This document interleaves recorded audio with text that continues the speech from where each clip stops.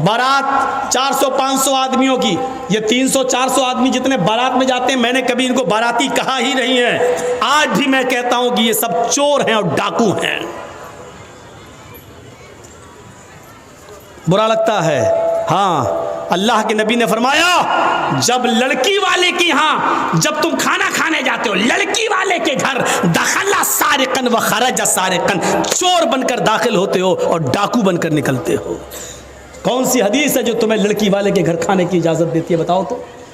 मेरी बेटी है, जर्जीस साहब का काम यह है कि निकाह पढ़वाया जाए दामाद के साथ, और बेटी का हाथ पकड़ के दामाद को दुआ देकर रुखसत कर दिया जाए। दामाद के साथ जो चले आ रहे हैं 100, 200, 500 आदमी, उनको खिलाने की जिम्मेदारी मौलाना जर्जीस के ऊपर नहीं है, शरीयत ने नहीं दी है। शर्म नहीं आती? खाते हो तो लड़की वालों के घर खाते हो, खाना चाहिए तो लड़के वालों के घर खाना चाहिए। वलीमा करो, कौन मना करता है? वलीमे में 100 आदमी की दावत कर रहा, बारात में 500 आदमी ले जा रहा है।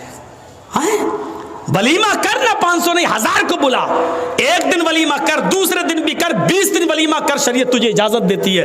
तुझे खुशियां कर, लेकिन लड़की वाले पर बोझ मत बन। लड़की वाले ने 18 साल 20 साल पाल पोस कर अपनी लड़की बड़ी करके तुझे दे दी, बहुत बड़ा काम कर दिया, ये बहुत बड़ी कुर्बानी दे दी, लेकिन उस लड़की को लेने के लिए भी 500 आदमी जाएं, 400 जाएं, ये चोर जाएं। और डाकू मैं इसलिए कह रहा हूं, वहां जा गए, हाँ बैठ गए, मालूम है कि अब बड़ा नहीं खिलाएगा। क्यों? क्योंकि लड़के के बाप ने पहले ही कह दिया 400 लेके आ रहा हूँ, जहेज में 2-4 आइटम कम दे देना चलेगा, लेकिन मेहमानों की इज्जत अच्छी कर लेना। हमारे साथ जो 300 आदमी बाराती आ रहे हैं ना, इनकी खातिरी अच्छी तरीके से कर लेना। ये भीख मांगने की इंटरनेशनल स्टाइल है।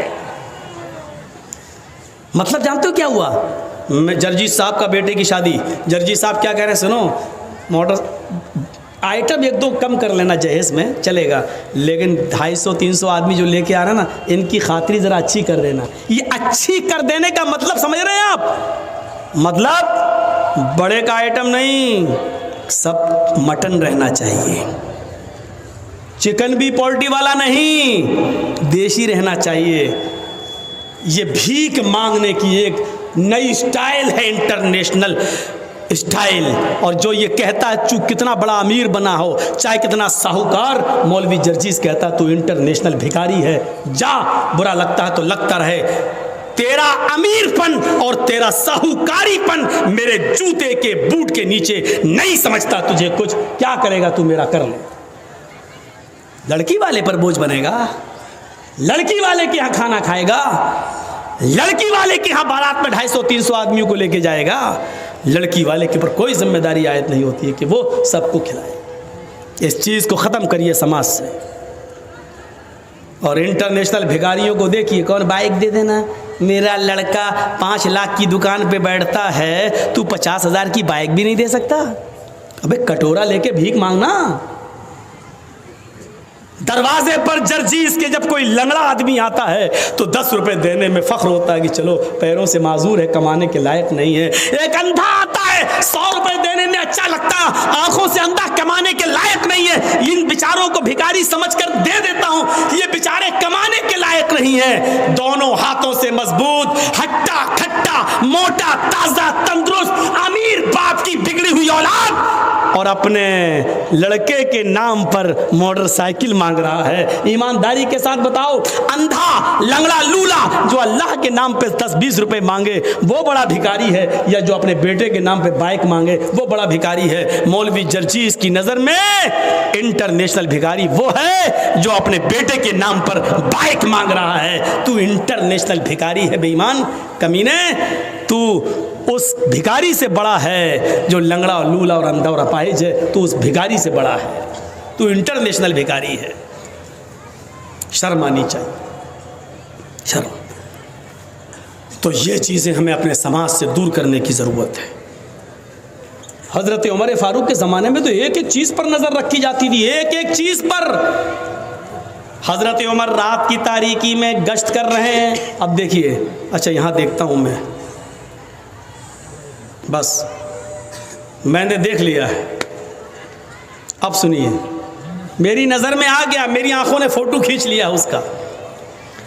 हज़रत उमर रात की तारीकी में गश्त कर रहे हैं, एक दरवाजे से के पास से गुज़रते हैं, अंदर एक औरत के कराहने की आवाज़ आती है। आगे बढ़ते हैं तो सुनते हैं कि एक औरत शेर पढ़ रही है, और शेर पढ़ते हुए कह रही है,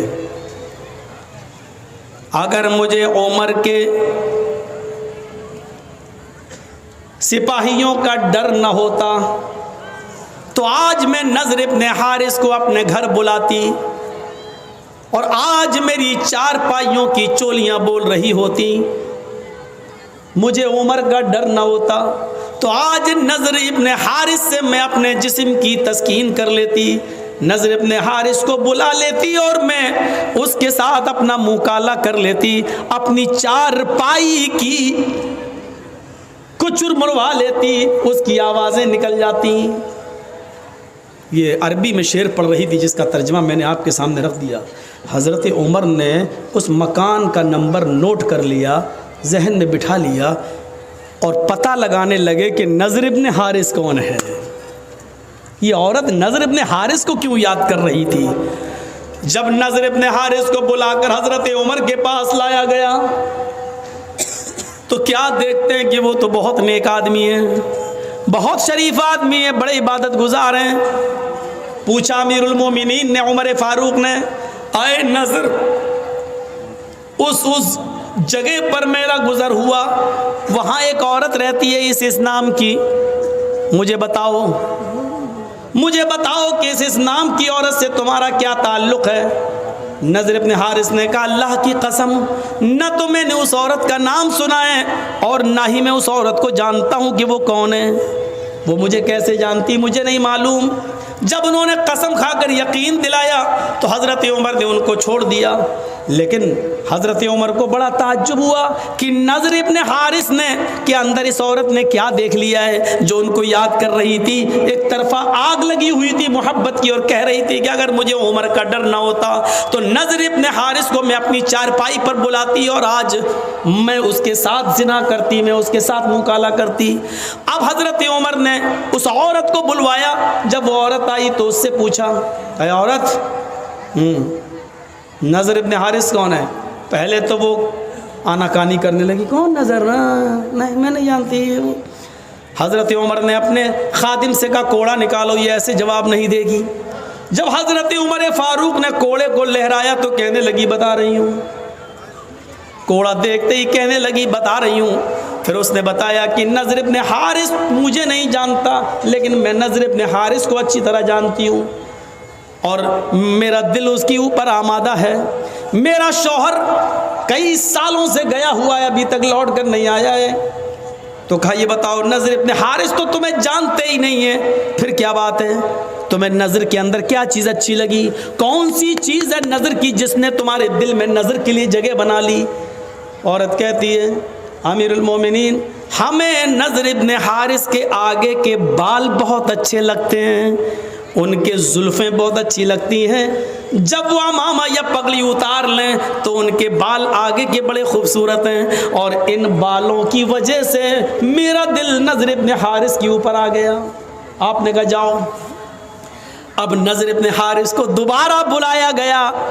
नज़र इब्न हारिस जब दोबारा आए, अमीरुल मोमिनीन ने कहा, आए नज़र, पगड़ी उतारो।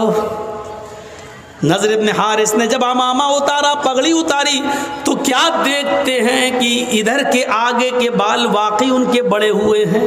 यहाँ आप पीछे के बाल बढ़ा सकते हैं थोड़े बहुत, यहाँ तक, यहाँ तक, यहाँ तक, लेकिन आगे के बाल आप, ये जुल्फ़े जो होती ना, कभी देखा,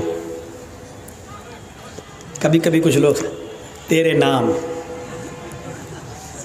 सलमान खान हिजड़े जैसी वो एक्टिंग ऐसे, ये आगे के बाल सही नहीं। कुरान ने आगे के बालों के बारे में क्या कहा, लनस्फ़अम बिन्नासिया, क़यामत के दिन हम अबू जहल को पेशानी पकड़कर घसीटेंगे और घसीट कर जहन्नम में डाल देंगे। पेशानी, माथा, माथा थोड़ी पकड़ा जाता है, कोई पकड़ के दिखाए, पकड़ जाएगा नहीं। तो पेशानी पकड़ने का मतलब ये आगे के बाल, ये बाल पकड़कर अबू जहल को घसीट कर उसको जहन्नम में डाला जाएगा क़यामत के दिन। तो मेरे भाइयों, आगे के बाल, पेशानी के बाल रखना ये अबू जहल की निशानी है, अबू जहल की आदत है। अबू जहल ने आगे के बाल रखे थे, इसलिए अल्लाह ने अबू जहल के बालों का जिक्र कर दिया। हम उसको आगे के बाल पकड़कर, पेशानी के बाल पकड़कर उसको घसीटते हुए जहन्नम में डाल देंगे। यहाँ मेरी आंखें फ़ोटो खींच चुकी हैं। अब सोच लो किसके बाल मोहम्मद रसूलुल्लाह की तरह हो, किसके बाल अबू जहल की तरह, सोच लो। तो नज़र इब्न हारिस के बाल देखे तो कहा अमीरुल मोमिनीन ने, नज़र इब्न हारिस, तुम्हारे आगे के और सामने के बालों ने मदीने की औरतों को फितने में डाल दिया, मदीने की औरतों को खतरे में डाल दिया है। तुम्हारे आगे के ये हिप्पी कट बाल देखकर मदीने की औरतें अपने आउट ऑफ कंट्रोल होने लगी हैं, अपने काबू खोने लगी हैं। इधर आओ।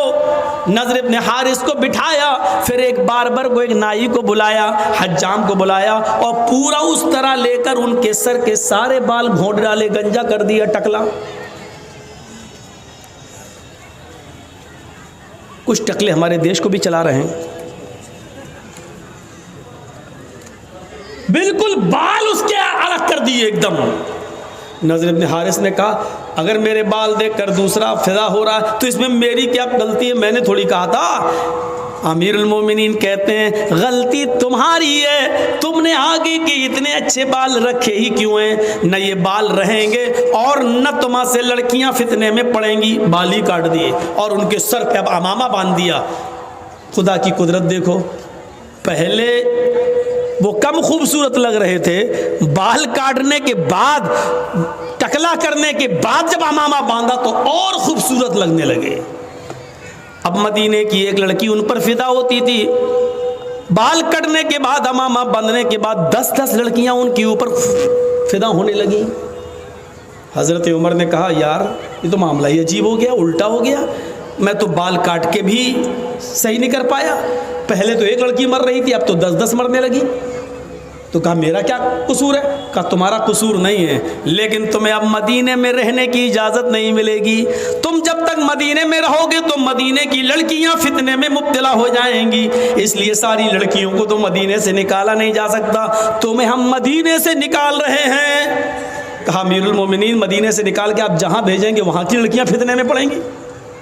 कहा कि मैं ऐसी जगह तुम्हें भेज रहा हूँ जहां मुसलमान नहीं होंगे, हम तुम्हें ईसाइयों की बस्ती में भेज रहे हैं और तुम्हारे ऊपर ये जिम्मेदारी डाल रहे हैं कि तुम वहां जाकर दीन की तबलीग करोगे, दीन की दावत दोगे, दीन का पैगाम पहुंचाओगे। वहां रहने के बाद अगर कोई इस्लाम ले आती है और उसके बाद तुमसे शादी करना चाहती है तो शादी करने में कोई हर्ज की बात नहीं है, कम से कम मदीने की लड़कियां तो फितने में महफूज रहेंगी, फितने से। नज़र इब्न हारिस को दूसरी कंट्री में भेज दिया, दूसरे शहर में भेज दिया और जिम्मेदारी दे दी कि इतने महीने में, इतने दिन में इतना इतना काम, इतना दावत, इतनी तबलीग करके और पूरी एक लिस्ट बनाकर हमें भेजो। जब दिन भर काम ही में रहोगे और फिर ये ईसाई होने की वजह से शायद मुसलमान समझकर तुमसे प्यार ही ना करें, इसलिए तुम इनसे दूर रहना और तुम भी और इनके फितने में मत आना। तो मेरे प्यारे साथियों, हज़रत उमर ये करते थे, एक के बड़े बाल देखे तो उसको भी काट डाले। हमारे समाज के अंदर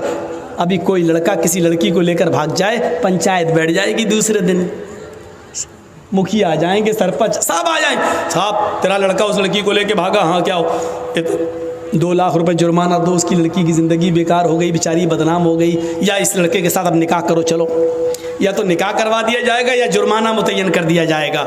जिस तरह लड़का लड़की को लेके भाग रहा है उसकी पंचायत तुम बिठा देते हो। समाज के अंदर किसी के आगे के बड़े बाल हैं, कितनी पंचायतें बिठाई हैं। शराब कोई पीता है समाज के अंदर, कभी पंचायत बिठाई है? नमाज नहीं पढ़ते हैं लोग, मस्जिदों के सामने चाय की होटलों पे बैठे रहते हैं, इन पंचों ने कभी बैठकर उन बेनमाजियों के लिए कोई मीटिंग की है? नहीं मेरे भाइयों, समाज का एक बड़ा हिस्सा है, आपको ये करना पड़ेगा, आपको ये करना पड़ेगा।